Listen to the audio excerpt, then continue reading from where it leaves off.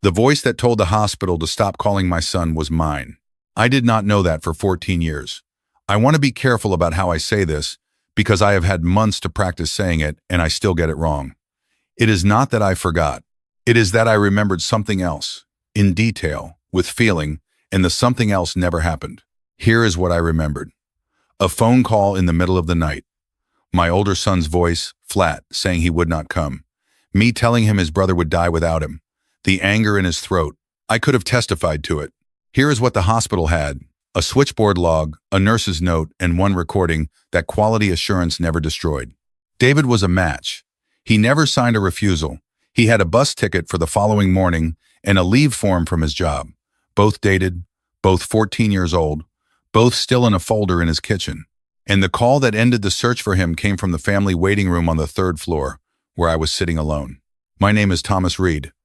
I am 75. For 29 years, I was the principal of a high school in Marysville, Ohio. And if you had asked anyone who worked for me what I was known for, they would not have said kindness and they would not have said temper. They would have said memory. I could tell you what a student wore to a hearing in the spring of 1988. When teachers argued about who had said what in a meeting, they came to me the way you go to a filing cabinet. I built a whole life on being the man who remembers correctly. That is why it took me so long to hear what was on that recording, even while it was playing. My younger son was named Noah. He was 34 when acute leukemia came for him, and he was 34 when it finished. The doctors wanted a marrow transplant. They tested the family. My wife, Margaret, was not a match. I was too old and had a heart the cardiologist described as adequate for a man who sits down a lot. David matched. Not perfectly, but close enough that the transplant team stopped looking as hard at the National Registry and started planning around him. David is my older boy. He was 42 that year. He lived 4 hours southeast of us in Wheeling, West Virginia, in a rented half of a house with a ramp his landlord let him build, and he raised his daughter, Emily, alone. Emily has cerebral palsy. She was 15 then. She could not be left in a house by herself for a night, and David could not be in 2 states at once. And those 2 facts are the entire pivot of this story, though it took me 14 years to look straight at them. The version our family agreed on goes like this. The hospital called David the night Noah crashed. David said no. He was still angry about my mother's estate, about a loan I would not give him in '98, about being the son who was never the favorite, and he chose that night to make me feel it. So the doctors went to the registry. The registry takes time. Noah did not have time. Noah died 4 days later. That is what I said out loud for 14 years. I said it to my sister. I said it to the men I ate lunch with on Thursdays. I said it to a room of people at the church hall after the funeral, some of whom had taught David algebra. And I said it to David himself, in the corridor outside the 4th floor elevators, 4 days after the call, with a plastic bag of his brother's shoes in my hand. Your brother died knowing you would not help him. He looked at me for a while. He did not shout. That was the thing I held against him the longest, that he did not even have the decency to shout. Then he turned around and walked to the stairwell, because the elevator was taking too long, and I have not been in a room with him since. He did not come to the funeral. Margaret sent him the notice anyway, and my sister said that told you everything, and I agreed with her. Margaret died 2 years ago in February. Near the end, she got restless about David. She wanted him called. I said he had made his choice. She said, Thomas, and then she stopped. The way she stopped 100 times over those 14 years. She had a way of losing arguments by going quiet that I mistook for winning them. In June, an envelope came from St. Catherine's in Columbus. Brown, heavy, with a return address from something called Health Information Management. I had not requested it, not on purpose. Months earlier, I had signed into their patient portal over an old billing question of Margaret's and checked a box asking for the complete record on file for our family. A clerk somewhere took me literally. Inside were 260 pages about my son Noah. Lab values, nursing flow sheets, consent forms with my wife's signature, the kind of paper that turns a person into a chart. On page 31, there was a telephone log, printed in a courier typeface, the way hospital systems printed things back then. 9:52 at night, extension 311, 3rd floor family lounge. Caller identified as father of patient, request logged, no further contact with sibling donor pending family decision. I read it 4 times. There was no one else in that lounge. I had gone down there to get away from the beeping, and I had sat with a cup of coffee from a machine that took quarters, and I had not talked to a soul. So the log was wrong. That was the only thing it could be. Somebody typed the wrong extension or the wrong relation, and a mistake like that is not small because it puts my dead son's care in question and it lets my living son off a hook he earned. I put the pages in the passenger seat of my car. It is an hour and 10 minutes from my door to that hospital, and I did not turn the radio on once. I was not driving to Columbus to learn anything. I was driving there to get a correction issued so that the record would say what I already knew, and so that when I died, the folder would agree with me. The records office at St. Catherine's is in the basement, past the gift shop. There is a counter with a bell and a sign asking you not to ring the bell more than once. The woman who came out was named Ruth Vance, 60s, reading glasses on a beaded chain, cardigan in July. She had the calm of somebody who has spent 30 years being yelled at by people who are not really yelling at her. I laid page 31 on the counter and turned it around so she could read it right side up. I had been a principal. I knew how to hand someone a document. I told her there was an error in the file and I would like it corrected. She read it. She did not read it quickly. Then she asked me what part was in error. I said the caller. I said no such call was placed. I said I was in that lounge and I would have known. She looked at me over the glasses, and I have given that exact look to about 400 parents, so I recognized it. It is the look of somebody deciding how much of what they know they are going to say out loud in the first minute. She said the log was generated by the switchboard system, not typed by a person, and that the extension came off the console automatically. The only thing a human entered was the free text at the end, and that human would have been the operator on duty. I said operators make mistakes. She agreed. She said that was why the hospital, since a lawsuit in the 90s she declined to describe, recorded a sample of switchboard traffic for quality assurance and kept the audio on a schedule the legal department has extended twice. I asked her what that meant in plain English. She said it meant some calls still exist as sound. I imagine she watches it happen down there every week. A man comes in to have the world corrected, and the world declines. I asked whether this particular call was one of the ones that still existed. She said she would have to check the retention index, that it would take a few days, and that she could not play me anything without a written request, identity verification, and a supervisor in the room. I said that was a great deal of ceremony for a clerical error. She said, "Mr. Reed, most of what we do down here is ceremony for people who are certain." I did not like her. I want that in the record too. I stood in a basement and disliked a woman who was doing her job correctly because she would not simply agree with me, and disliking her was easier than the other thing. She called me 8 days later. I was in the garage, oiling a bandsaw I have not used since Margaret got sick. She said the call from extension 311 at 9:52 on that date appeared in the quality assurance index. She said the audio had been migrated twice, from tape to disc to a server, and that the file opened and played. I asked her how long it was. She said 1 minute and 40 seconds. I want to tell you that I asked to hear it. That is the version of me I would prefer to hand you. What I actually said was that a recording of an operator's mistake was not going to be much use to anybody, and that what I needed was the file corrected, and that I would be sending a letter. She said the request form was on the website and hung up, politely, the way you hang up on a man you have decided is not ready. I sat on the garage step for a while with the oil can in my hand. Here is the thing I could not get past, and it was not the recording. It was the phrase in the free text, pending family decision, not donor declines. There were 2 words available to that operator that would have made my whole life make sense, and she typed 3 others instead. I have read incident reports for 29 years.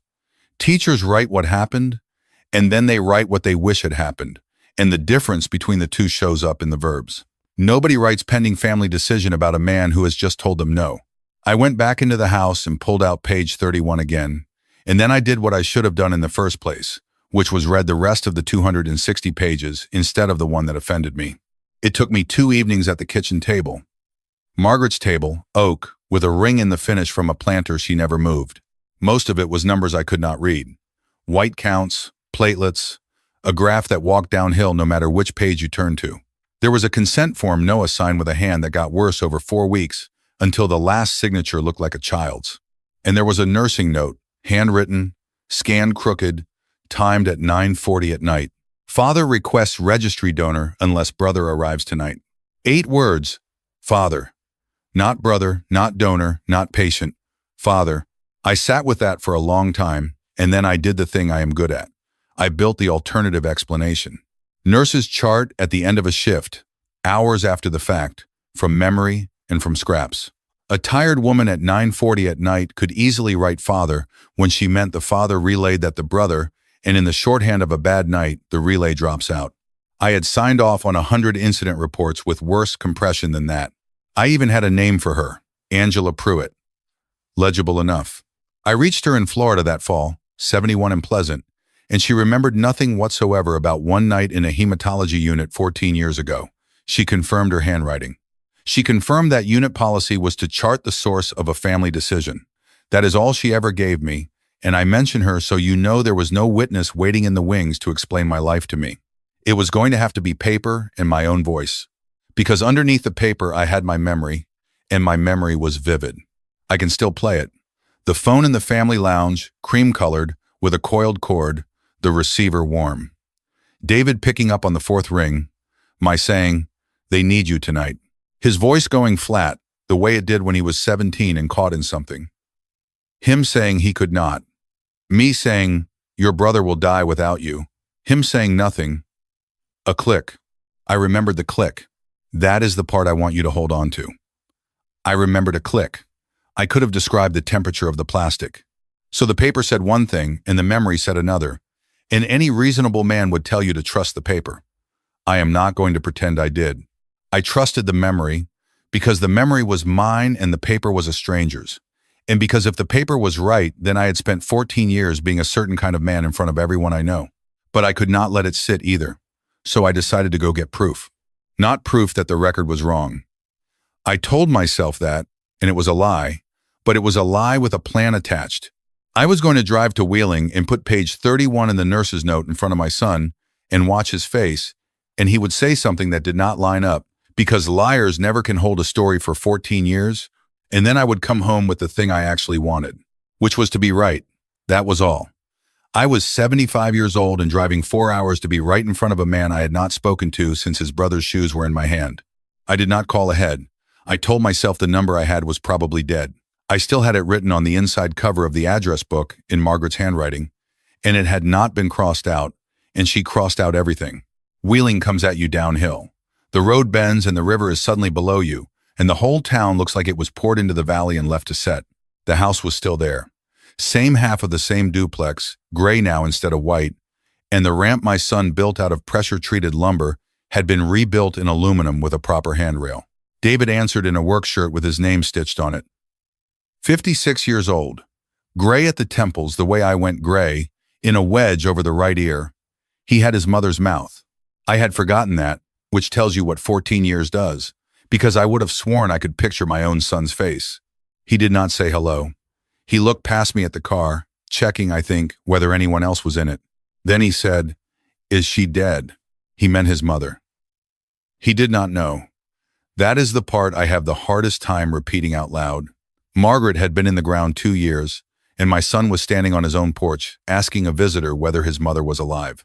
I said, 2 years ago. February. He nodded once, slow, and put his hand flat on the doorframe, and then he stepped back and let me in, which I did not expect and had no plan for. The front room had a lift track bolted into the ceiling joists. There were photographs on the wall. Emily at a school desk. Emily at a lake with her chin up and her mouth open, laughing. Emily grown, in a chair with better engineering than anything they had back then, at what looked like a graduation. She was at a day program until 4, he said, the way a man says it when he has explained his schedule to a lot of people who did not need to know it. He did not offer coffee. He stood. So I did what I came to do. I put page 31 on his kitchen table and the nursing note beside it, and I said the hospital had made an error in Noah's record, and I intended to have it corrected, and that before I did, I wanted to hear him say, in his own words, what he had said on the phone that night. He did not look at the papers. He said, "Which phone call?" I told him there had only been one. He said, "There were 3. I said that was not true, and I said it in the voice I used to use on sophomores. He went out of the room. I heard a closet door and a box being moved off a shelf, and the particular sound of a man not hurrying. I stood in a stranger's kitchen with my hat in my hand. There was a chore chart on the refrigerator with times written down the left side in 6-minute increments, the way you do when a morning has to be engineered. Wake, meds, range of motion. Van at 7:40. 14 years I had told people my son would not get in a car for his brother. Nobody had ever asked me what was in his mornings. He came back with a folder. Not a shoebox, not a drawer full of loose paper. A brown accordion folder with a string closure, the kind you buy on purpose. He set it down and unwound the string and did not hand me anything. He laid the items out one at a time, facing me, the way Ruth Vance had refused to do. A bus ticket, wheeling to Columbus, departing 6:40 in the morning, dated the day after the call, $41, paid in cash at the counter because he did not have a card that worked that month. A leave request from the plant, 1 page, filled in by hand, signed by a supervisor at 11 at night with a note in the margin. Family medical. Approved through Friday. A carbon copy of an intake form from Ohio Valley Respite Services, timestamped 10:05 at night, requesting emergency overnight and daytime coverage for a 15-year-old with cerebral palsy, duration unknown, and in the box marked reason for urgency, in my son's block capitals, brother needs marrow donation. I looked at the ticket for a long time. I said, "You could have bought this later. Anybody can keep a ticket." He said, "Look at the punch." It was punched. A driver had punched it. The little half moon was still missing out of the edge. I said, "That does not prove when you bought it." And my son, who has more patience than I have ever had, said, "No, it proves I got on the bus." Then he told it to me, not angry, worse than angry.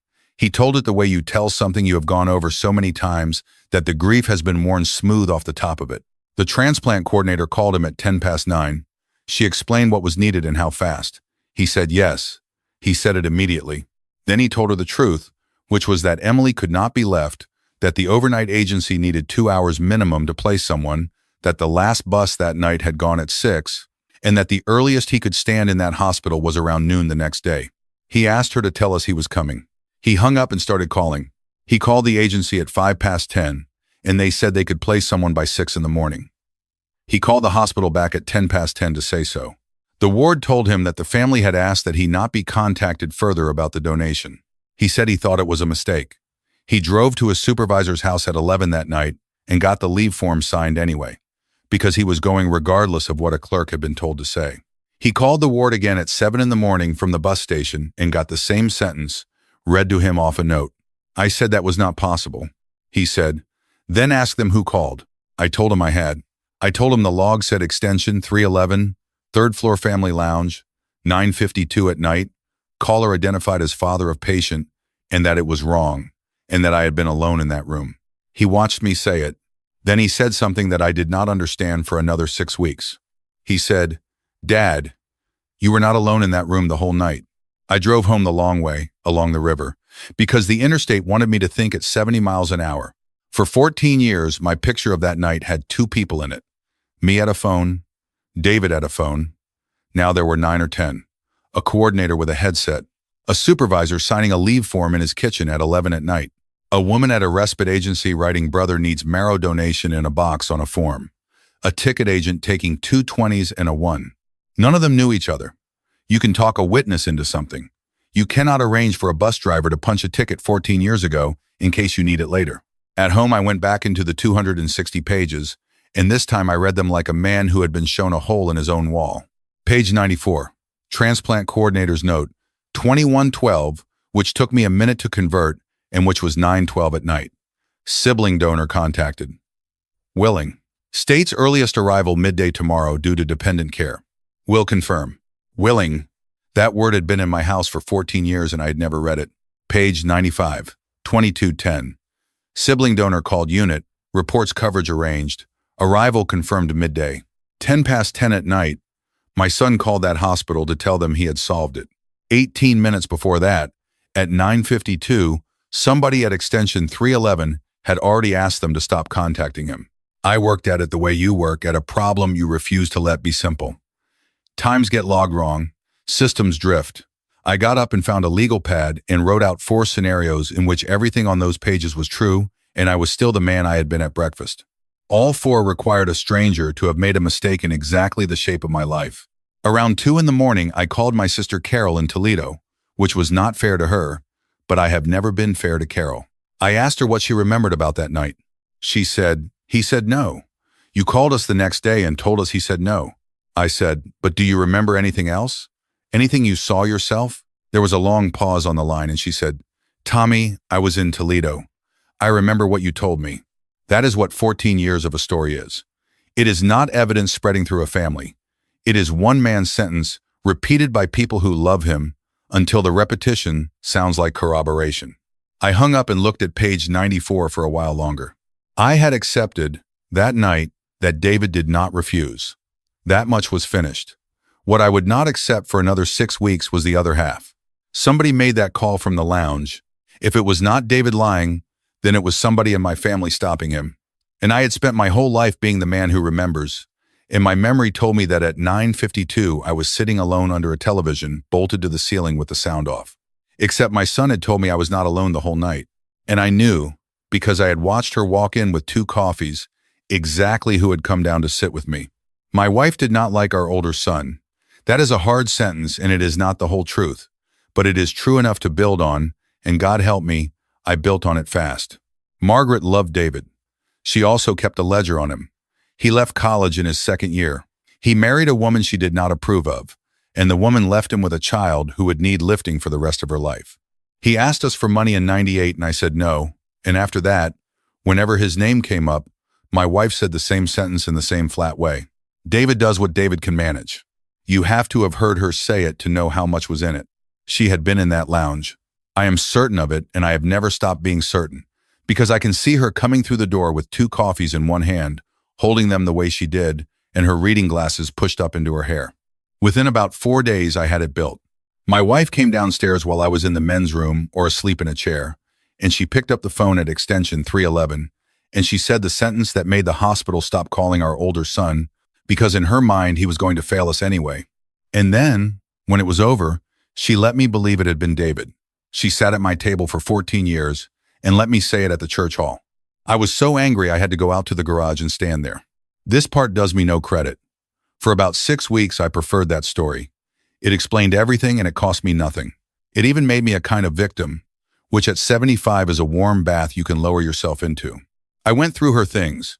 Margaret kept a desk in the sewing room, oak, with a drop front and a lot of little cubbies, and it smelled like her hand lotion when I opened it. I found 40 years of Christmas card lists with the dead crossed out. I found the receipt for Noah's headstone in an envelope marked headstone. I found her calendars. She kept the paper kind, 1 a year, from the pharmacy, and she never threw one away. And that was when I stopped being angry and started being frightened, though it took me another 2 days to understand which of the 2 I was. Because I was not looking for a confession anymore, not really. I was looking for the version where my wife is guilty, and the closer I got to her handwriting, the more clearly I could hear how badly I wanted it, and a man who has just learned his memory invented a phone call ought to be suspicious when the next convenient thing shows up. I put the calendars in a grocery bag and carried them to the kitchen table, and I sat down with the last one, the year she died, because that is where a woman writes down what she has left to do. Margaret wrote in pencil on those calendars. Appointments, birthdays, when the furnace filter was changed. She wrote small and she pressed hard. On a Tuesday in the November before she died, in the square with nothing else in it, she had written 4 words. Tell David the truth. 2 weeks later, on a Thursday, ask Thomas to do it.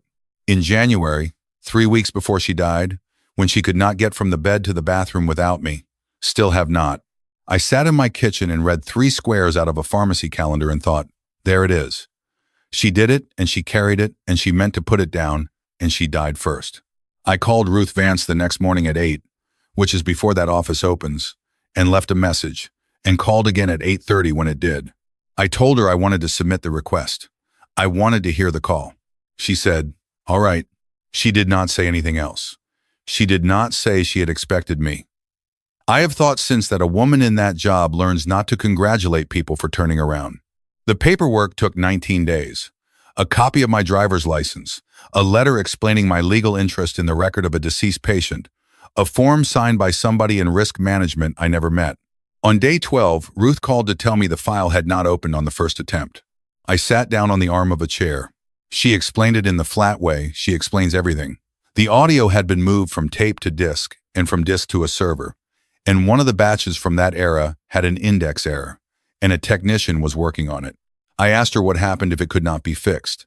She said, then the log stands as the record, meaning a line of courier type that said father of patient, and nothing to prove whose voice it was, and the rest of my life spent choosing which certainty to live inside. I did a lot of arithmetic in the dark those nights. 14 years is 5,100 and something days. Emily was 15 the last time I saw a photograph of her, and she is 29 now, and I had never once heard her voice. On day 15, Ruth called back and said the technician had it, 1 minute and 40 seconds, and clean. She offered me an appointment for the following Tuesday at 10 in the morning. I drove down on the Monday and stayed in a motel by the highway so that nothing, not weather, not traffic, not my own heart, could keep me from that room. I called David from the motel. First time I had ever called that number myself. I told him what I was going to hear. I told him that I believed I would hear his mother's voice, and that when I did, I would write down what she said and send it to him, and that I would tell Carol and I would tell everybody at the church hall. He was quiet for a bit. Then he said, "Dad, don't decide what's on it before you play it." I told him I was not deciding anything. I told him I remembered her coming in with the coffees. He said, "I know you do." I have replayed that sentence more times than the recording. The room they use is not dramatic. A conference room in the basement, laminate table, 8 chairs. Ruth brought a laptop. A young man from risk management sat at the end with a legal pad, said his name was Pell, and said almost nothing after that. Ruth turned the screen so it faced her and not me. She said I could ask her to stop it at any point. She said some people want it played twice, and some people want to leave. I said I understood. I had a pen and I had a sheet of paper folded in my shirt pocket because I was going to write down my wife's words as she said them. She pressed the key. There is a click and then a hum, and a woman's voice says, "Switchboard," and then there is a man's voice. The family lounge on the 3rd floor has hard walls, and a voice in a room like that has a shape to it, a little flat ring on the ends of the words. It came out of that laptop with the ring on it. The man said, "This is Thomas Reed, Noah Reed's father, 412. I did not move. I would like to say that I stood up or made a sound. Ruth Vance was watching the table, not me, which I have since understood was a kindness. The operator asked how she could help. The man said, "I need you to tell the transplant office to stop calling my other son." She said, "Sir, I have a note here that the donor is confirmed for midday tomorrow." And the man said, "He is not confirmed. He is negotiating." Then he said, "In a voice I have heard come out of my own head every day of my life, in the voice I used on sophomores and on my wife and on a boy of 17, caught in something, if he can't come tonight, don't call him again, use the registry." The operator started to say that the coordinator would need to. And the man said, "He has had that phone in his hand for 40 minutes and he wants a day. His brother has had 8 months. Don't call him again." There is a pause. 4 seconds. I have counted them since. Then the man said, quieter, and this is the sentence I would give the rest of what I have to take back. "Let him find out what it costs." And then the click. That was the click I remembered. For 14 years, I carried the sound of a phone hanging up, and I gave it to my son, and it was mine. I made that sound with my own hand. Ruth Vance closed the laptop. The young man Pell asked if I wanted water. I said no. Then I said yes. He was gone a long time, and I think now he was giving me the room. Here is what came back to me while I sat there, and it came back all at once, the way a smell brings back a hallway. The coordinator had come out to tell me David was willing but could not travel until morning. She was maybe 30, she had a lanyard with a plastic frog on it, and she was pleased. She thought she was bringing me good news. And I stood up in that lounge and I said, "Midday." I remember being humiliated. That is the honest word. My younger son was upstairs at 34, with 4 days left in him, and my older son was on a telephone in West Virginia asking me for hours. And I heard bargaining, and I could not stand to be a man whose family bargains. So I picked up the phone and I ended it. It took me 50 seconds. And then, because I could not be that man either, I spent 14 years remembering it the only way I could live with. I drove to Wheeling from the hospital. 4 hours, no motel, no phone call first. I got there a little after 4 in the afternoon, and the van was pulling away from the curb, and my granddaughter was on the ramp with a woman I did not know. She is 29. She has her father's eyes and her grandmother's mouth, and when she talks, she takes her time and does not care whether you are comfortable while she does it. She said, "You're Thomas, not Grandpa." I did not deserve Grandpa, and she was not going to hand it to me on a ramp. David came out. I told him, standing there in the yard, that the voice on the recording was mine. I did not soften it, and I did not lead up to it. He had waited 14 years, and I was not going to make him wait through a preamble. He put his hands in his pockets and looked at the street for a while. Then he said, "I know. I've always known." And then he told me the part I did not have. He got off that bus at 20 past 11 in the morning and walked 11 blocks because a cab was $5 he did not have after the ticket. He came into that lobby at 10 minutes past noon with an overnight bag. They stopped him at the desk. There was a note, my name on it. Family requests no visitors on the 4th floor except those listed. I remember writing that. I have remembered writing it for 14 years and never once put it next to anything else, because in my head it was a reasonable man keeping church people and neighbors from tiring his son out. David sat in that lobby from noon until 5:15. He asked the desk 3 times. On the 3rd time, a woman went up and came back and said the family did not wish to be disturbed. He got the last bus home to a 15-year-old girl and a neighbor who had to be relieved. He called the unit every day for 4 days. On the 4th day, a nurse, breaking whatever rule she was under, told him his brother had died at 4 in the morning. He came up for the arrangements. That is when I met him by the elevators with a plastic bag of Noah's shoes in my hand and told him his brother died, knowing he would not help him. He said, "I stood in that lobby for 5 hours, and you told me he died knowing. So no. There was never a version of this where I thought your memory was honest. I just could not prove which lie it was." I asked him about the thing he had said in his kitchen, that I was not alone in that room the whole night. I told him I had taken it and built 6 weeks of a case against his mother out of it. He winced. That is the only time in the whole business that I saw him wince. He said, "She came down with coffee. She told me so herself, years ago, in the one letter she wrote back. She was in that room before it and after it. She was not in it at 9:52. I asked him why he said it then.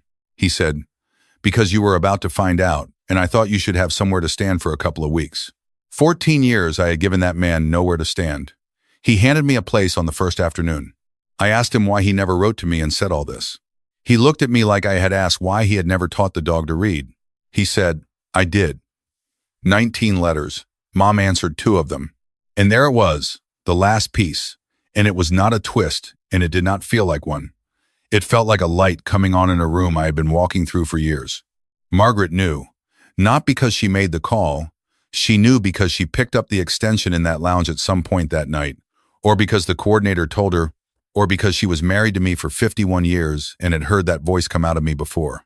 She spent 14 years saying David refused, and she was not protecting David and she was not punishing him. She was protecting me from the thing I had done in the only way she knew, which was to hold the story steady until I could not tell it apart from the truth. Tell David the truth. Ask Thomas to do it. Still have not. She had not been planning a confession about herself. She had been trying to get me to make one. There was a question I had to ask before I could ask anything else, and I was afraid of it, because the answer could make me something worse than a liar. If David had come that night, would Noah be alive? Ruth Vance could not answer it and did not pretend to. What she could do was tell me which pages mattered, and I found a hematologist in Marysville who agreed to read the file for an hour and charge me for 2. He was careful. Doctors are careful with the dead the way lawyers are careful with the living. He said the registry search had produced a donor within 30 hours, which is fast. He said the conditioning regimen takes days, and that Noah had a fungal infection in his left lung by the 2nd day that would likely have made him ineligible regardless. He said the odds were poor with a sibling and poor without one, and that the difference between the two, in his judgment, was real but not large. Then he took his glasses off and said the only thing I actually needed, "Mr. Reed, nobody is going to be able to tell you that your son would have lived. So I do not get that. I do not get to be a murderer, which is oddly the punishment I had been bracing for, and I do not get to be forgiven on a technicality either. What I get is the one thing that is certain, and it is not about Noah at all." David did not refuse, and for 14 years, in 3 states, at a funeral he was not at, in front of people who had known him since he was 6, I told everybody he did. I wrote it down, 2 pages, typed, no excuses in it, because I have read enough written apologies from grown men to know that an excuse anywhere in a document turns the whole document into an excuse. I sent it to Carol. She called me crying, and then she got angry, which was correct, because she had repeated it too, at her book club and to her own children, and I had made her a liar without her consent. I sent it to the 4 men I eat lunch with on Thursdays. 2 of them have not been the same with me since. That is a fair price and a small one. I asked the church whether I could say something at the end of a service, and I stood up in front of about 60 people, some of whom taught my sons, and said the story I told in that hall 14 years ago was false, and that I was the one who made it false. And I filed a request to have a statement placed in Noah's record. That mattered more to me than the church did. The file at St. Catherine's now contains a page saying the request logged at 9:52 came from the patient's father, that the sibling donor never declined, and that the family's account of his refusal was untrue. I went down there in person to sign it. Ruth Vance had it ready. She said, "You came in here in June to have this record corrected." I said I did. She said, "Well, it's corrected." I do not think she meant it as anything. I stood in that basement hallway afterward and had to put my hand on the wall. I called David that evening and read him the statement over the phone. When I finished, he was quiet long enough that I checked the screen to see if the call had dropped. Then he said, "Thank you, I mean that. It's the first time anybody official ever wrote down that I showed up." I started to say something about coming to see them regularly, about making things right, about the years. He stopped me. He said, "Dad, I believe you're sorry. I just can't give you back the 14 years you chose not to know me." He came up in October. Noah is buried in Marysville. In the older section, under a maple the cemetery keeps threatening to take down because the roots lift the stones. Margaret is 4 rows over, near her mother. David drove instead of taking the bus. Emily came with him and stayed in the car with the window down and a book. And when I looked over, she was watching us, not the book, and she did not look away when I caught her. We stood at Noah's stone for a while. It has his name and the years and nothing else, because I could not settle on a line 14 years ago, and Margaret said we could add one later, and we never did. David said he'd have thought this whole thing was ridiculous. I said he would have. Noah laughed at me more than anyone else ever did. He was the only one in that house who was not afraid of me, and I think about that now. The son who died is the one who used to tell me I was being a fool. The son who lived is the one who never got a hearing. I told David I had thought about adding a line to the stone. He asked what line. I said I did not know yet, that anything I came up with sounded like it was about me. He said, "Then leave it."